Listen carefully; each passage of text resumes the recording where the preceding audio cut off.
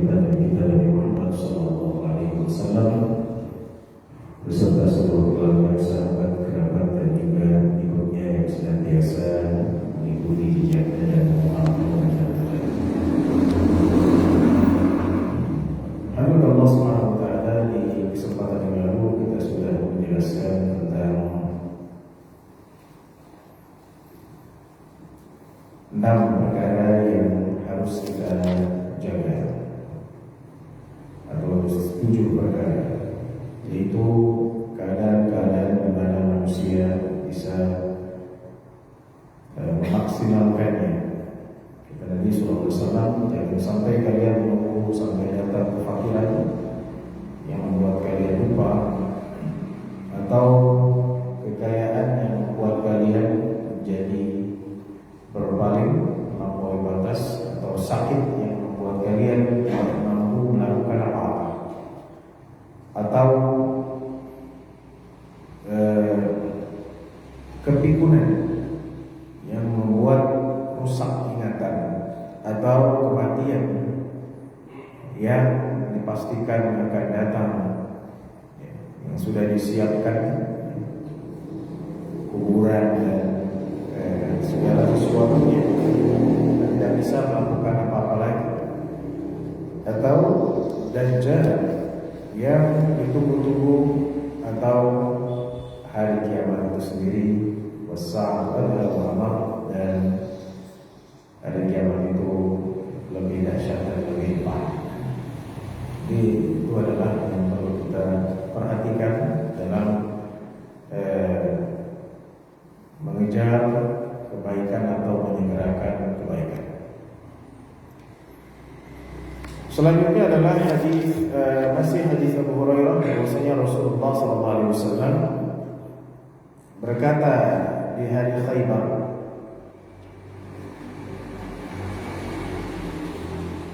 kita tahu bahwa Abu Hurairah masuk Islam belakangan, itu tahun ke-6 di hari Khaybar beliau masuk Islam radhiyallahu anhu. Namun demikian, Abu Hurairah menjadi perawi hadis terbanyak dari kalangan sahabat Rasulullah Sallallahu Alaihi Wasallam, yang setelah itu disusul oleh Abdullah bin Umar. Bahwasanya Rasulullah Sallallahu Alaihi Wasallam bersabda di hari Khaybar, dan Khaybar satu tempat dekat Madinah, di mana di sana ada komunitas Yahudi, ada komunitas Yahudi. Kita tahu di Madinah ini banyak sekali orang Yahudi, sehingga 3 suku besarnya, Banu Quraidah, Banu Quraidah, dan Banu An-Nadir. Ini 3 suku besar. Tapi mereka berbicara dengan bahasa Arab, bukan pakai bahasa Ibrani. Jadi walaupun mereka Yahudi, tapi mereka berbicara bahasa Arab dan tinggal di Madinah sudah lama, ratusan tahun atau lebih dari itu. Mungkin mereka sudah menetap sudah lama di Madinah. Intinya adalah Rasulullah SAW memerangi Khaybar. Tentunya setiap perang yang dilakukan Rasulullah SAW ada alasannya, dan perang yang Rasulullah SAW tujukan kepada Yahudi ini karena ada pelanggaran yang dilakukan oleh Yahudi. Kita tahu bahwa Rasulullah SAW menjamin keamanan orang yang di Madinah. Jadi kalau diperangi berarti ada masalah, dan dari dulu memang Yahudi ini selalu bikin masalah, sampai sekarang. Sehingga mereka diusir dari karena pelanggaran, baik itu sifatnya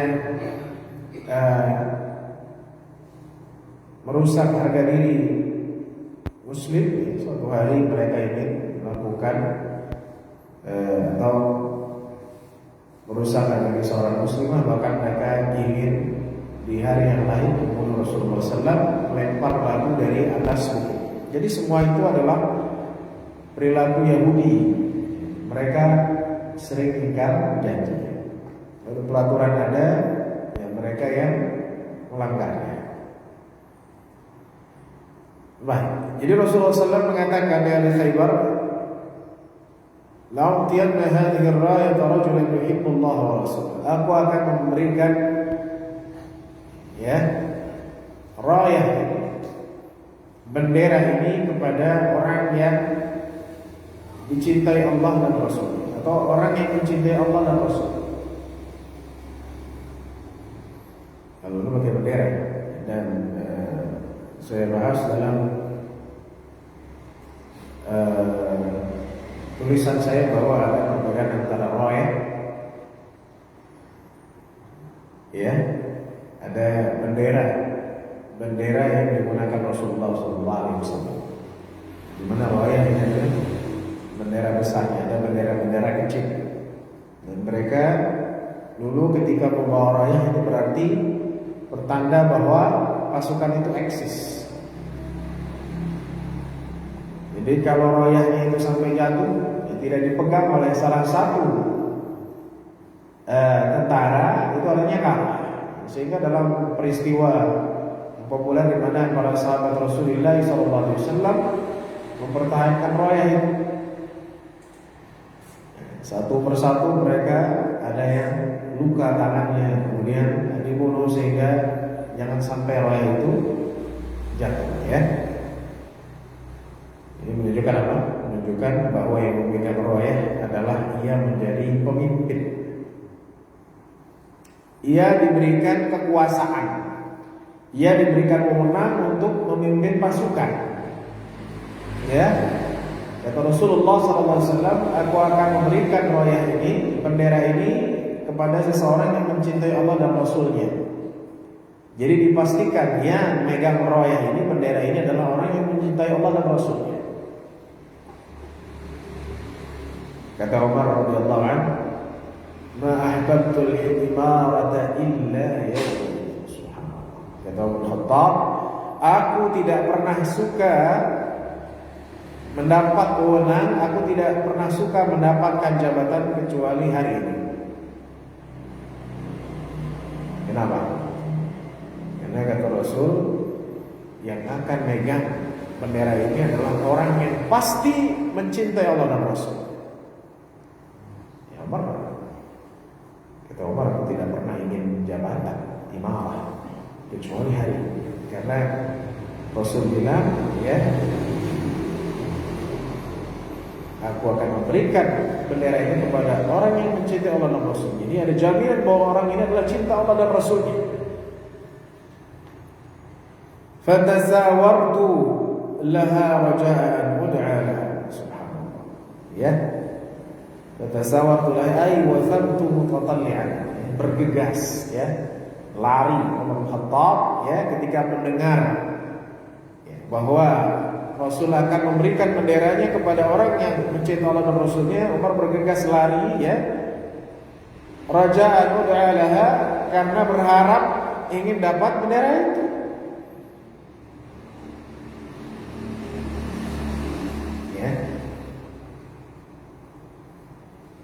Jadi kalau Rasul tidak bilang yuhibbullah wa rasulah, mungkin Umar, siapa yang mau ambil bendera ini, siapa aja, no problem. Tapi ketika Rasul bilang yang mengambil bendera ini, atau aku akan memberikan bendera ini orang yang mencintai Allah dan Rasulnya, maka Umar semangat. Bahkan Umar mengatakan, tidak pernah aku menginginkan satu jabatan, satu wewenang kecuali hari. Kalau sekarang orang mencari jabatan itu bukan karena yuhibbullah wa rasulah. Tidak semua, tapi kita lihat sekarang banyak orang-orang yang tamak terhadap kekuasaan. Tentunya motivasinya karena hanya jabatan, kekuasaan. karena fulus, ya, ada uang, ada fulus, mulus, ya, nggak ada fulus, ya. Gitu. Oh, cekcok partai ini, partai itu, itulah ya, itulah politik ya. Kita melihat saja. Ya. Ketakutan, jadi orang ketakutan menghilang kekuasaan. Saya ulangi, orang takut kehilangan kekuasaan. Ini adalah sesuatu yang tidak dimiliki oleh para sahabat. Kekuasaan pada hakikatnya adalah amanah. Dan mereka memahami betul qulillahumma malikal mulki tu'til mulka man tasha' wa tanzi'ul mulka mimman tasha' wa tu'izzu man tasha'. Ya. Wa tilkal ayyamu nudawiluha bainan nas. Ada kalanya manusia di atas, ada kalanya manusia di bawah. Ada kalanya manusia berkuasa, ada kalanya tidak. Itu sunnatullah. Yes. Maka Rasulullah SAW, jadi Umar berharap saya nih yang dipanggil, ya. Karena Umar maju ke depan. Ya. Tapi Umar tidak melihat, tidak mengatakan ya Rasul saya aja. Pokoknya pada depan berharap Umar yang dipanggil. Tapi apa yang terjadi? Ternyata bukan Umar yang dipanggil. Yang dipanggil adalah pada Rasulullah SAW, Ali bin Abi Thalib. Ali bin Abi Thalib. Jadi ini dipanggil adalah Ali radhiyallahu anhu. Berikan bendera itu. Kemudian kata Rasulullah SAW, imshi, jalanlah. Jadi yang memegang bendera itu di depan. Ya, yang kedua, di zaman Nabi Sallallahu Alaihi Wasallam atau di zaman setelah Nabi Sallam, yang namanya panglima perang itu di depan. Ya, kalau sekarang panglima di belakang ya, yang depan yang infanteri, yang ya kopral dulu ya. Ya, nanti kalau udah meninggal semua baru ya. Itu kalau di depan kena rudal duluan gitu kan. Ya. Canggih ya. Amerika punya pesawat tempur tanpa awak. Australia juga, Indonesia punya. Ini nanti kalau misalnya perang, ya gak usah kirim tentara, pakai aja pesawat, pakai remote ya, kayak drone gitu ya. Ada banyak rudalnya sampai seperti itu. Kata Rasulullah SAW, berjalanlah, wala taltafit, jangan menengok ke kanan dan kiri, ke kiri, pokoknya lurus saja, terus. Tentunya dengan kendaraan, dengan kuda. Hatta yaftah Allah alaik, sampai Allah memberikan kemenangan bagi. Fasara Ali syai'an. Maka Ali berjalan sedikit. Kemudian beliau berhenti. Berhenti tapi enggak menengok ke kanan dan ke kiri. Nah, kata Rasul jangan menengok. Jadi enggak ke belakang lagi enggak. Tapi beliau berteriak, "Ya Rasulullah, ala madza uqatilun nas?" Atas dasar apa aku memerangi manusia? Aku menyerang mereka. Kata Rasulullah SAW, perangilah mereka sampai mereka bersaksi bahwa tiada Tuhan selain Allah dan bahwa Nabi Muhammad adalah Rasulullah SAW. Itu ya. Jadi kalau mereka masuk Islam, stop, jangan berperang.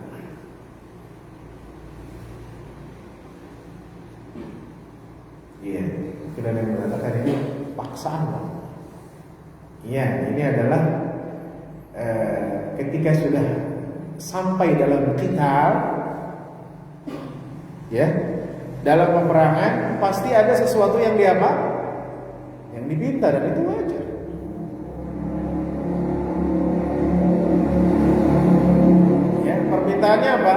permintaannya, menyerahlah engkau. Bagaimana menyerahnya? Masuk Islam. Demikian. Kalau belum terjadi perang, enggak. Ya, tapi kalau sudah perang, ada tuntutan itu biasa. Ya, dari perang-perang sebelumnya juga demikian. Ya. Jelas? Kenapa? Karena mereka sudah melanggar. Yahudi ini sudah melanggar. Setelah mereka diberikan apa? Diberikan jaminan. Ya, makanya disebut dengan wathiqah, ya, al-Madinah, ya, konstitusi, atau orang menyebutnya piagam Madinah. Kenapa? Karena menjamin kebebasan mereka. Tapi mereka melanggar. Maka di sini hatta yasyhadu an la ilaha illallah, sampai mereka bersyahadat. Ya, sampai mereka bersyahadat.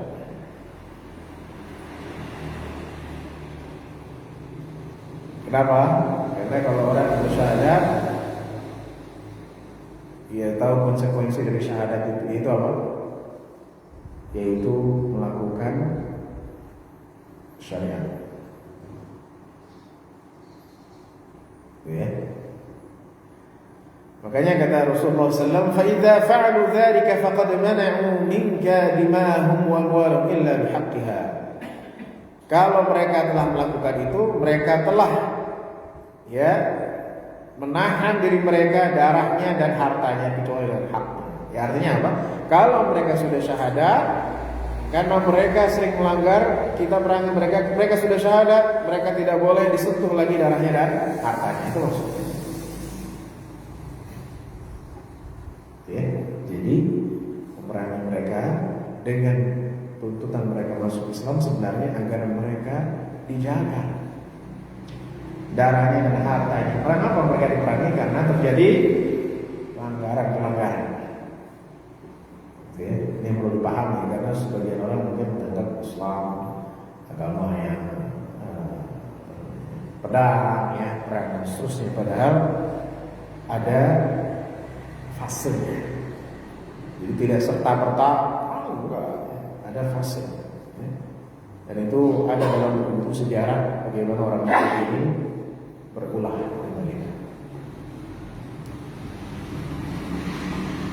Ya. Wa hisabum 'ala Allah, dan hisab mereka, ya, atas Allah Subhanahu wa taala. Jadi apa kaitannya dengan bab mubadarah, menyegerakan kebaikan, ya?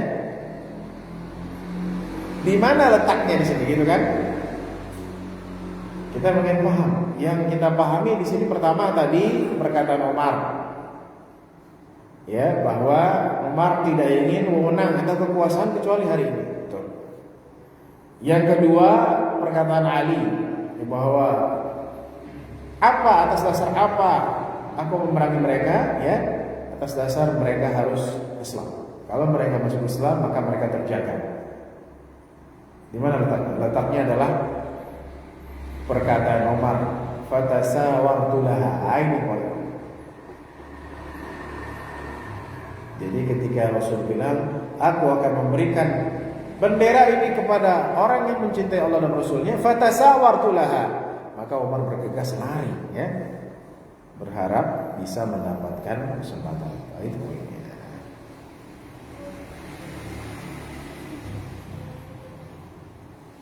Kira-kira kalau kita hidup bersama Rasul, kita seperti Umar tidak? Aku akan memberikan bendera ini kepada orang yang mencintai Allah dan Rasulnya. Udah lain-lain aja. Saya takut nanti di depan kena panah duluan. Gitu kan? Mungkin. Ya, karena lemahnya iman. Ya, megang bendera berarti di depan, siap mati.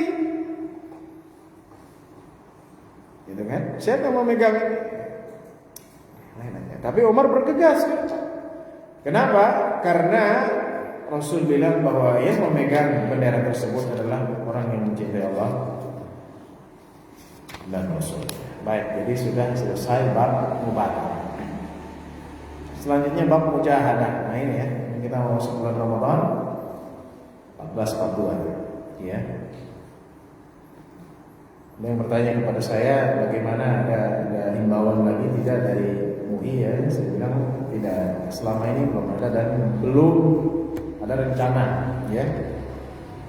Jadi masih memegang atau berpegang dengan fatwa yang sebelumnya, yaitu perlu saya sampaikan, yaitu boleh melakukan kegiatan di masjid dengan prokes.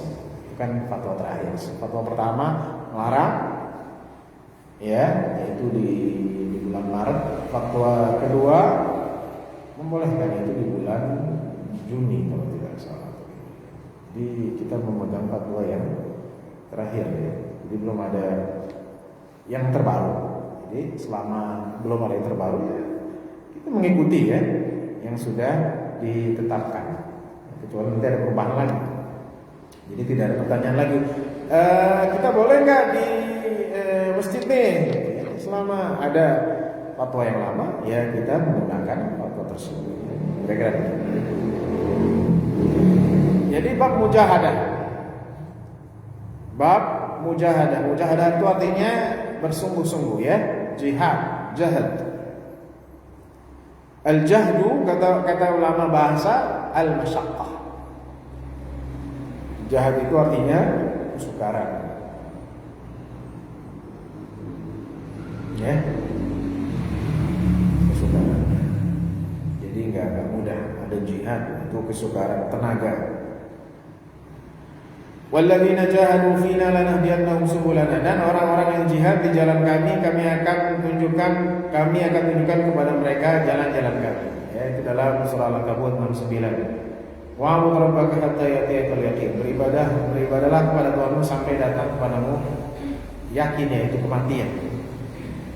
Wadhkur isma rabbika wa tabattal ilaihi tabtila, dan sebutlah nama Tuhanmu dan tabattal, ya, inqati' ilaihi, ya, fokus dan benar-benar fokus ya, dengan benar-benar fokus. Itu makanya nanti di bulan Ramadan kita fokus.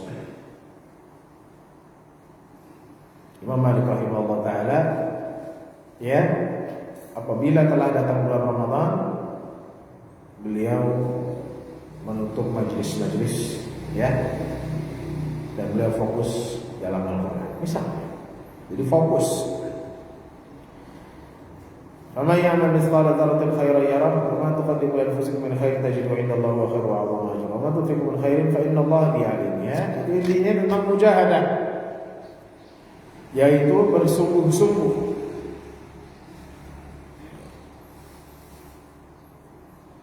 Jadi ada masyaqqah. Mujahadatun nafsi artinya melawan diri dari kemalasan untuk melakukan sesuatu dengan maksimal. Itu mujahadah ya. Jadi al-mujahadah itu artinya apa? Sungguh-sungguh, kemudian melawan kemalasan, kemudian fokus. Itu arti mujahadah. Ya. Dan orang Islam itu mujahadahnya tinggi. Makanya kata Rasulullah sallallahu alaihi wasallam, salatul isya wa salatul fajr. Salat yang paling berat bagi orang munafik itu adalah salat isya dan salat fajar, salat subuh. Karena di situ ada mujahadah. Ya. Isya ngantuk, subuh ngantuk juga. Ya, mujahadah, apalagi nanti masuk bulan Ramadan, jangan sampai kita kalah. Subuh ngantuk, kenapa? Karena sahurnya kekenyangan. Tidur dari subuh sampai zuhur. Zuhur, bangun sebentar, udah asar. Habis asar melilingin Depok nyari takjilan. Maghrib balas dendam. Mau isya sulit karena sudah kekenyangan. Nah, itu mujahadahnya besar di bulan Ramadan. Maka ini wasiat untuk saya dan kita semua agar bulan Ramadan itu lebih bermakna. Caranya bagaimana? Tidak berlebihan dalam makan. Berat. Puasa itu kan maunya beli ini. Pas buka minum teh hangat, kenyang nggak? nafsunya gede, ya, besar. Itu kesalahan yang terbesar, ya. Makanya dihantam semua, ya. Boro-boro malamnya mau bangun ya udah kekenyangan.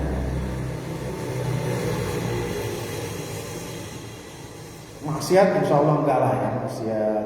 Cuman itu tadi ya, kekenyangan, ya, dan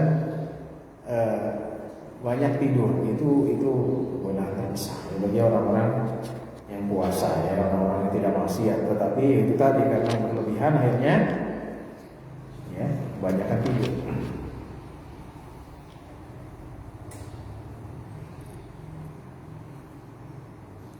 Ya, jadi memang perlu mujahadah. Itu tadi contohnya puasa atau kebiasaan-kebiasaan buruk. Ini perlu melawan diri kita, perlu melawan, ya, kebiasaan buruk itu juga mujahadah. Ya. Misalnya terbiasa merokok misalnya. Untuk berhenti dari rokok itu perlu mujahadah, ya kan? Perlu apa? Kalau enggak ya terus. Narkoba ya sama, apalagi perlu mujahadah.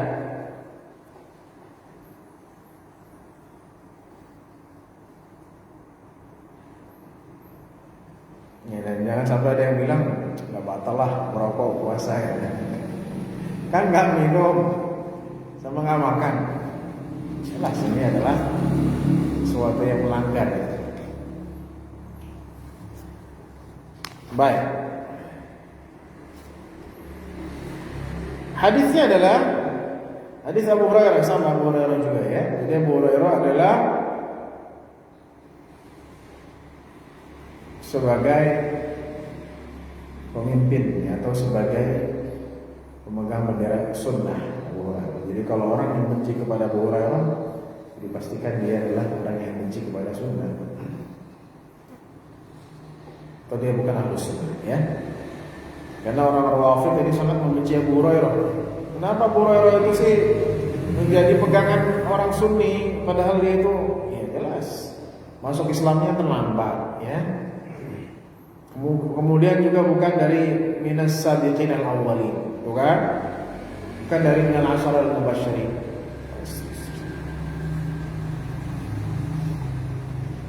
Ya, jadi Ahlus Sunnah itu mengakui, saya tegaskan, mengakui perawi dari jalan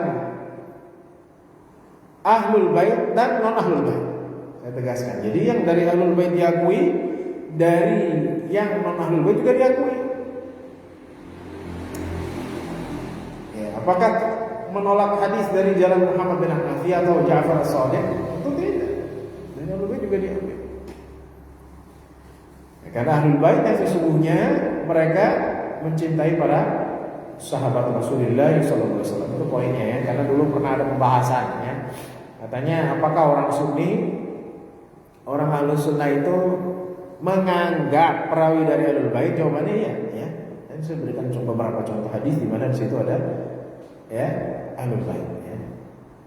Makanya ada kaidah, selama ia tidak mengajak kepada kebid'ahannya, maksudnya bid'ah akidah di sini, maka dia diterima hadisnya. Jelas, ya. Ini penting. Dari Abu Hurairah radhiyallahu anhu berkata Rasulullah SAW bersabda, sesungguhnya Allah Taala berfirman, "Man 'ada li waliyan faqad adantu bil harb." Barang siapa yang memerangi waliyan, waliku, maka aku adantuhu, mengizinkannya bil harbi, untuk diperangi. Ya, ini hadis qudsi. Jadi barang siapa yang memerangi waliyan, ya, wali itu artinya bisa kekasih, ya, wali, maka aku telah izinkan dia untuk diperangi. Tentunya wali di sini yang pertama adalah para nabi alaihi wassalatu wassalam. Ya, para nabi adalah auliya Allah. Setelah itu adalah para sahabat. Setelah itu adalah orang-orang soleh. Itu urutannya yang sesuai dengan ajaran Allah dan Rasul.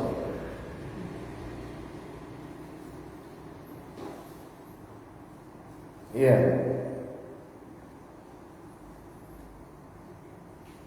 Kemudian kata Allah Subhanahu wa taala, tidaklah seseorang hamba mendekati dirinya kepadaku dengan sesuatu yang lebih aku cintai dari yang aku fardukan kepadanya.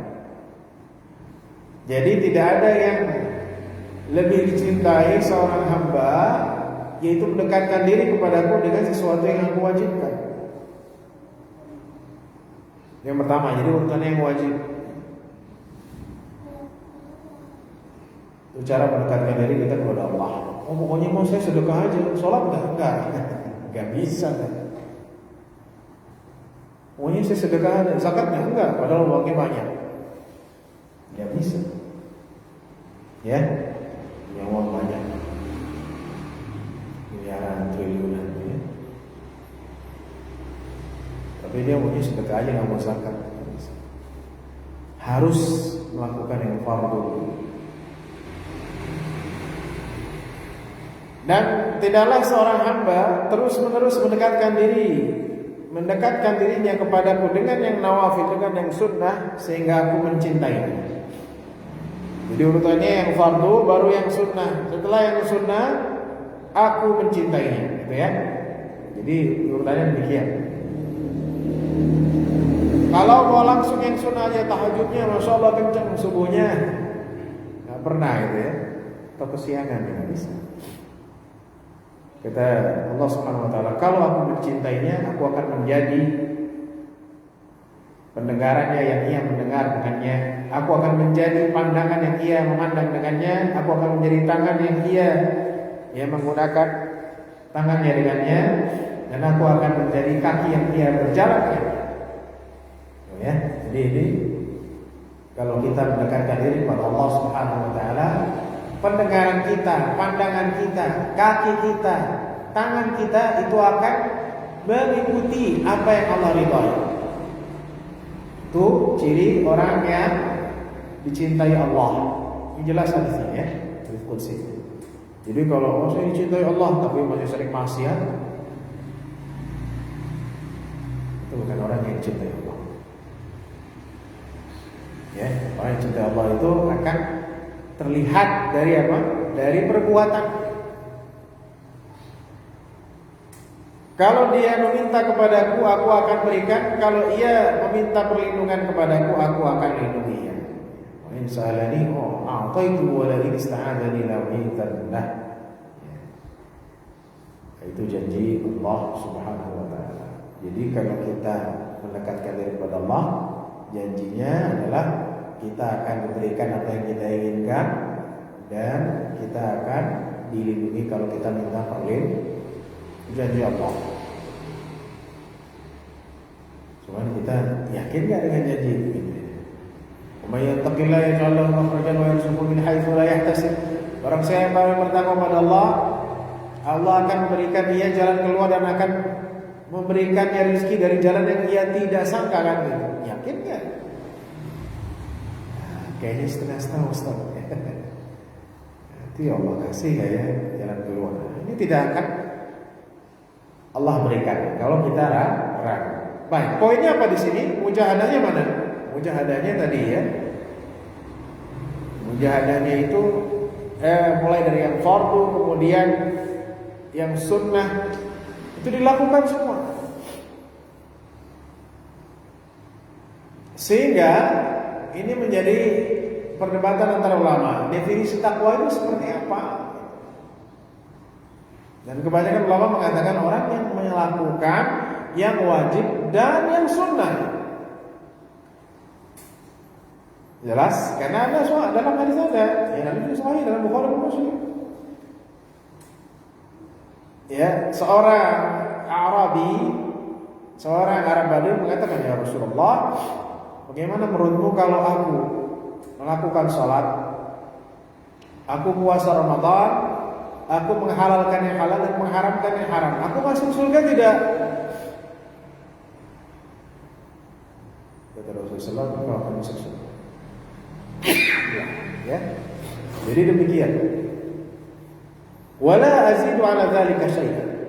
Jadi tidak menambah sedikit pun dari hal itu. Maka kata Rasulullah, engkau masuk surga. Ya. Jadi saya ulangi, definisi takwa itu melakukan yang wajib dan melakukan yang sunnah atau yang nawafil. Ya, jadi kita jangan, udahlah saya fardu aja. Puasa Senin Kamis enggak? Sudah enggak? Kan soal malam enggak? Ya. Di sini hadisnya jelas, ya.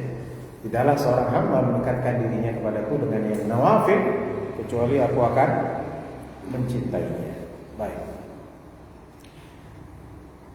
Kemudian juga hadis Anas radhiyallahu anhu dari Nabi sallallahu alaihi wasallam. Ini hadis qudsi juga. Apabila seorang hamba mendekatkan dirinya kepadaku shibran, satu jengkal, ya, taqarrabtu ilaihi dhira'an. Aku akan mendekatinya dia dhira', satu hasta. Kalau dia mendekat satu hasta, aku mendekat kepadanya ba'an, satu depa. Kalau dia datang kepadaku berjalan, maka aku akan berarti mendatanginya dengan berlari. Jadi semakin kita mendekatkan diri, Allah semakin dekat dengan wallahi la yamalullah hatta tamannu. Demi Allah, Allah tidak akan bosan sampai engkau bosan. Maksudnya apa? Teruslah untuk apa? Untuk melakukan kebaikan dengan yang kontinu, dengan yang terus menerus, ya, sampai kamu bosan. Ya, jangan bosan, karena manusia itu kan bosan. Maksudnya apa? Allah tidak bosan sampai engkau bosan. Selama engkau beribadah kepada-Ku, itu maksudnya, ya, maka Allah Subhanahu wa taala akan terus mendekati, akan menjadi dekat dengan. Kalau engkau stop, ya udah. Ini yang penting adalah apa? Kontinu, ya, kontinu.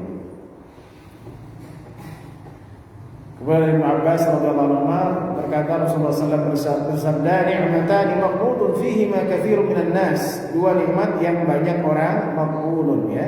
Maqbudun itu apa? Banyak orang yang, ya, merugi dengannya, yaitu as-sihat wal faragh, masa sehat dan masa renggang. Perlu mujahadah. Apa kaitannya dengan mujahadah?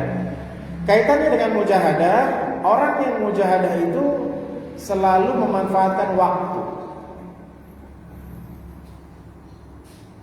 ya, sehingga populer dari Presiden B.J. Habibie bahwa beliau tidur malamnya itu cuma 2 jam atau ya sekitar itu. Malam terus baca buku itu. Jadi itu kaitan dengan mujahadah. Apa kaitannya mujahadah dengan kesehatan dan waktu luang? Kaitannya adalah orang yang jihad, orang yang mujahadah, orang yang bersungguh-sungguh itu tidak akan menyia-nyiakan waktunya. Itu kaitannya. Dan Imam Nawawi juga demikian, bahwa Imam Nawawi jalannya, duduknya, kalau nggak nulis, ya, beliau membahas ilmu. Itu Imam Nawawi. Dan tidur dalam sehari itu hanya sejam. Umur Imam Nawawi 41 tahun, tapi bukunya puluhan, hampir 100. Makanya umurnya berkah. Kita mengucapkan, umur kita 60 tahun, apa yang sudah kita sumbangkan? Begitu kan? Kadang saya nggak habis pikir gitu. Ulama-ulama dulu di penjara hatam 30 juz nulis itu gimana? Sekarang pakai Google aja bisa. Ya, bawa laptop, ya, pakai wifi. Ya kan? Dulu nggak ada. Dari mana itu? Ya. Makanya Dulu kita belajar al-ilmu fis sudur wa laysa fis sutur itu rasa sekarang. Dulu lama ya nulis aja dari sini, harddisknya di sini, bukan pakai air eksternal. Oh, file saya tuh ya, lihat dulu ya, di sini semua.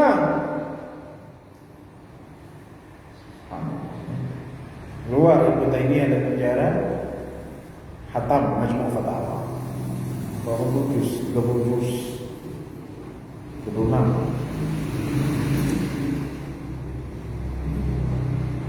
PHK hatam tafsir Al-Sari penjara. Jadi al-ilmu fis sudur itu memang ada. Ya, sehingga pernah saya sampaikan bahwa Ibnu Hazm ini terkenal syadid ya. Keras.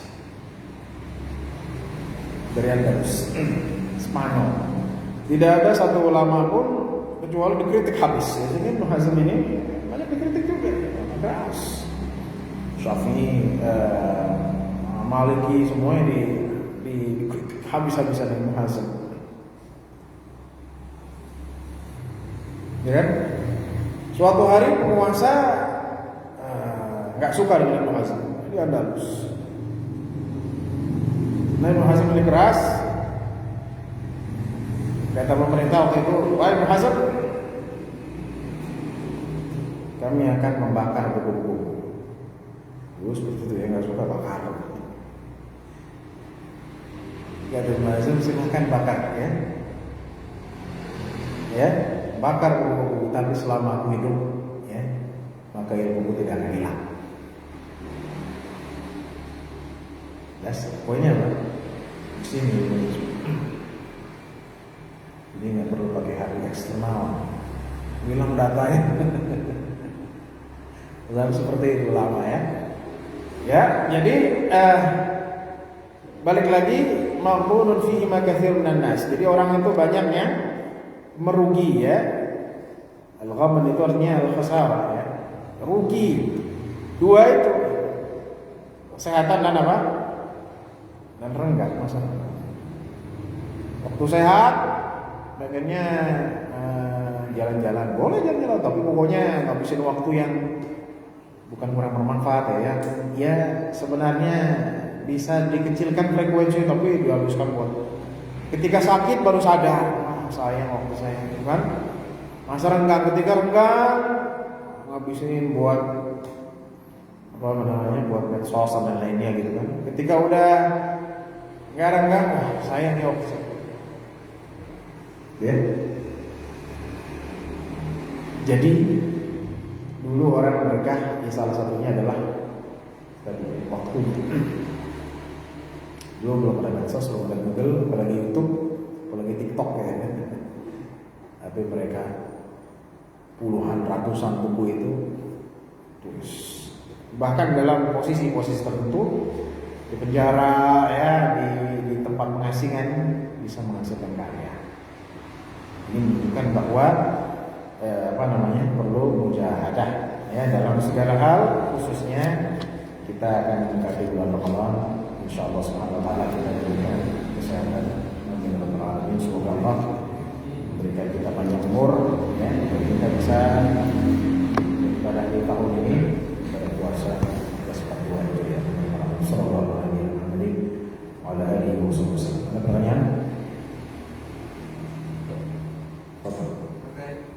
Di bulan Sya'ban saya anjurkan kita memperbanyak saum.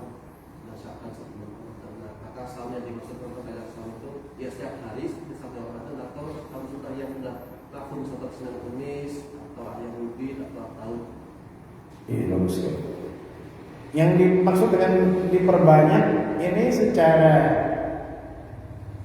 yang terlintas langsung adalah lebih dari itu.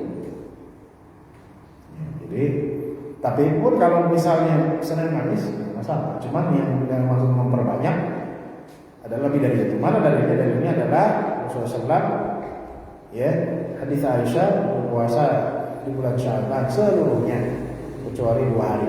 Ya, 2 hari itu artinya sebelum bulan Ramadan. Jadi memperbanyak itu artinya boleh nggak ditambahin lagi? Boleh. Ya. Niatnya apa? Niatnya puasa Sya'ban. Jelas ya, karena memang Rasulullah melakukan puasa Sya'ban lebih jelas. Ya. Silakan. Kalau kita hujan, sekarang kita kan itu subuh sholat berjamaah. Ya. Itu gimana?